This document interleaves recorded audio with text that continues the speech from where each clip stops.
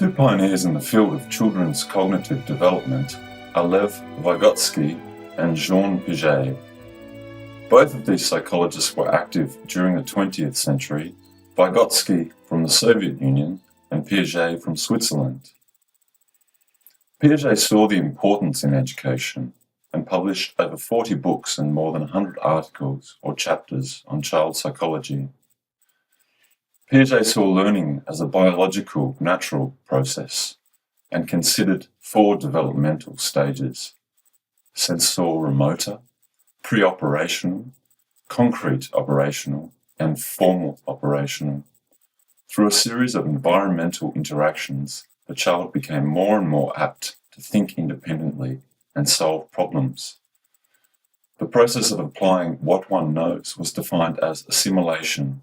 Accommodation was the course of making room for new information. Vygotsky developed a theory within which social, cultural, and historical forces play a part in development. In his view, humans master themselves through a process of internalization. This inner voice became increasingly proficient as the child grew. The zone of learning new skills or information occurred, according to Vygotsky, in the zone of proximal development through guidance and encouragement. Lawrence Kohlberg and Martin Hoffman were 2 prolific American psychologists of the 20th century who devoted much of their life to the study of children's moral development. At Harvard, Kohlberg studied the topic of moral judgment, and his most significant contribution is his theory of stages of moral development. In his theory, there are 3 levels: pre-conventional, conventional, and post-conventional. First-level reasoning, such as that of young children, is driven by reward, punishment, or a self-benefit. Conventional-level reasoning, that of adults and adolescents, is driven by a desire to be accepted, social norms, and authority. Post-conventional reasoning takes into account tolerance, acceptance, social contracts, and universal ethics. Hoffman's most significant contribution is his theory of empathy-based moral development. He considered that levels of awareness were either primitive or mature. The modes mimicry, classic conditioning, and direct association occur in early childhood, while adults use mechanisms such as mediated association and social perspective to form judgments. Having knowledge of the work and theories of such psychologists is useful to anyone with a curiosity in cognitive and moral development. Teachers whose responsibility it is to impart knowledge and prompt higher-order thought should know of such historical developments. Passionate figures of the past that saw the importance of education and children's development should be remembered. Teachers should strive to understand how the brain functions, when and why learning occurs, and to keep abreast of further breakthroughs in the field. In addition, they should be aware of what factors influence ethical decisions, both for their own and their students' development. Having a working knowledge of such theories prepares the teacher for interactions with students in the classroom.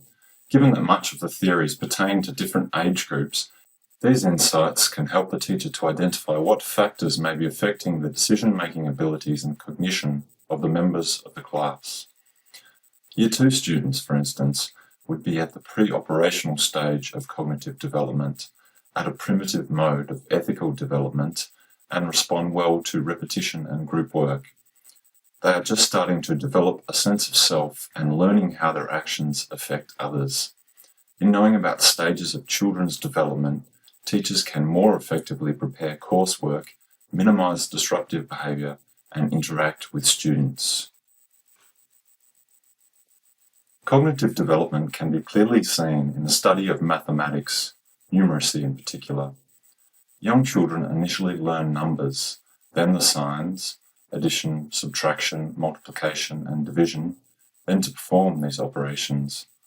Older children practice times tables by using repetition, rote learning, and can eventually solve complex problems such as those involving algebra and substitution. Initially, they display lower order abilities such as comprehension and memorization, leading to higher order abilities such as analysis and synthesis, consistent with Bloom's taxonomy.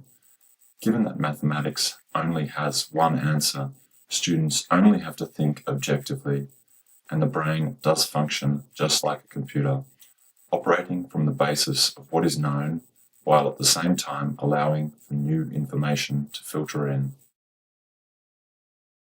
A genuine concern for others and the effect of one's actions is not evident in a young child. Notions of sharing, compassion, and love are not present from the get-go. Indeed, these ideas or social norms take some time to develop. Despite this, even animals, such as elephants, display this behaviour and operate in a family unit. English students at a Year 6 level exploring Tim Winton's novel Blueback would learn a great deal from the themes within. In the book, developers seek to move in on a fragile piece of coastline, much to the dismay of Abel and Blueback, his whale companion.